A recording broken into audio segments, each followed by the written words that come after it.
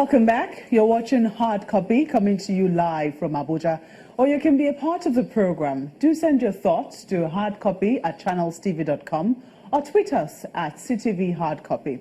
Our guest, Senator Sen Tafida, is still here. Well, just before we went on that break, we were talking about, President Obasanjo's comments, and he mentioned budget padding and constituency project. That's another sore area. But from what you've heard about budget padding and the scandal that has currently rocked the 2016 budget, as a former senator, what's your knowledge on that? The truth is that I have never heard or used the word budget padding. I think people, I want to know the meaning of budget padding as far as a legislator is concerned. The truth is that the process of budgeting in the National Assembly, as soon as the president presents his budget, every member is given, and of course committees will be called and be given copies, and they will reach out to MDAs and so on and so on. And then, but the real place where the budget is configured is at the committee appropriation committee, whether House or Senate. In our time, it's usually the House that did most of the work. The same thing, I think, in this one. So do you think that it's appropriate that the allegations scandal has actually come from the House of Representatives? I don't know, actually, but budget padding, what does that mean, really? When they add figures to some of the existing figures that was originally brought by the president. So that is not padding, as far as I'm concerned, as a legislator. And even in America, when the president sends a budget to the Congress, they alter figures because of their knowledge. Of course, in this case, our own National Assembly, they do not have a special body that will give them special information.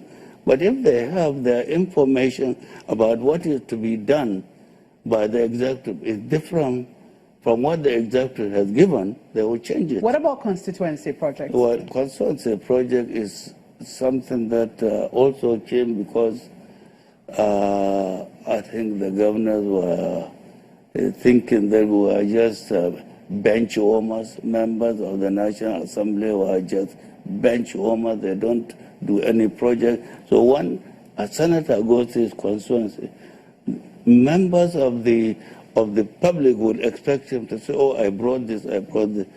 A member of the National Assembly does not have the power or money to go and construct a dam or a hospital or so. But people expected, at least in our time, they expected us to. That is the origin of constituency project. People wanted something, but not a project to be put in the budget that will go into their own constituencies. Not to be executed by them. It will be put in the budget and the executive will go and execute. So do you think it's been abused now as it's being practiced? I think so. This is why people are crying about it. But in our time, nobody was ever given 1 naira to go and implement. Even they still say so. They still claim that nobody's still being given money. Well, I don't. If it's then you can investigate. It's a matter of we are not in, in antiquated era where we can't know everything. We know everything when we investigate. We know when we check. Well, let's quickly flip to your time as Nigeria's High Commissioner to the United Kingdom. You talked about how, in an interview you granted to Daily Trust newspapers, you said that when you arrived in the UK, the High Commission was in debt to the tune of about £3 million. Is that correct? Correct. And you also said that almost everything was in a state of disrepair. You talked about staff morale, the corruption that was also going on there, especially with passport renewal. And a lot of Nigerians have not had the most pleasant experience with the embassies abroad. Not in majority of my time. Not during your time? Not during my 7 to 8 years of my time. In the United Kingdom? In the United Kingdom. will change everything. You've talked about the complaints, for funding. I also noticed that in that interview, you said that because of your relationship with the previous relationship with the National Assembly, you were able to get the funding that you needed. But that continues to be the complaint of many other embassies. Do you think that the president's steps to try and close down some embassies is a step in the right direction?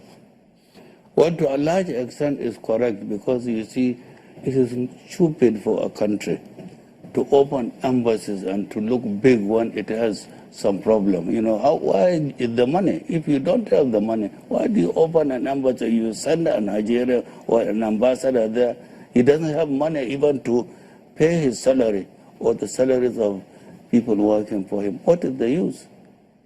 You need to have, make sure you have the money. Otherwise, in abroad, when you have to pay for electricity, for water, for gas, and so on, every month, or as one due. It's not like this country where the agencies can say, okay, keep it when you get it. No, there you can be ridiculed.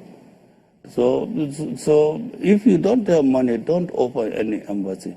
For the current embassies, I mean, definitely some embassies are considered, grade A, some a grade B. Now, for the embassies that are considered grade A, which is one of them that you served in, yes.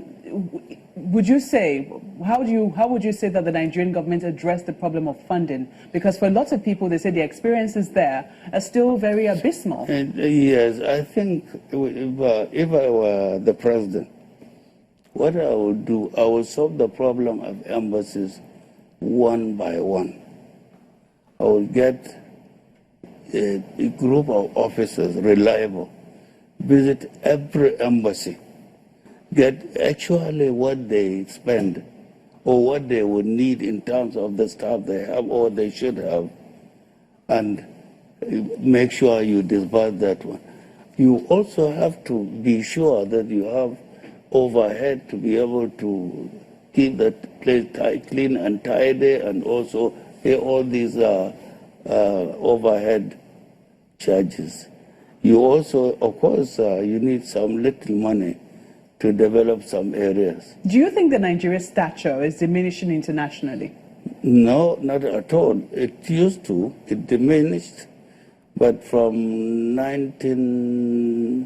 2000, it came up, kept coming up, and I think it's still going up, really. Not in spite of the stories of corruption.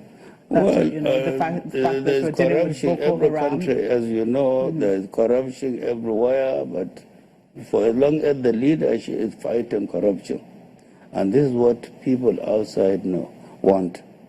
This is why President Buhari is popular, because he fights corruption. Popular? Very popular abroad. He's very popular abroad with the leaders of of other countries. Well, what do you say about his popularity in-house? Where? In Nigeria? I don't know. And as far as I'm concerned, he's popular with me. He has been popular with me. Anybody who will stop my colleague, my compatriot, a Nigerian, from stealing the money that is meant for all of us is my friend. This is why I like him. I like him.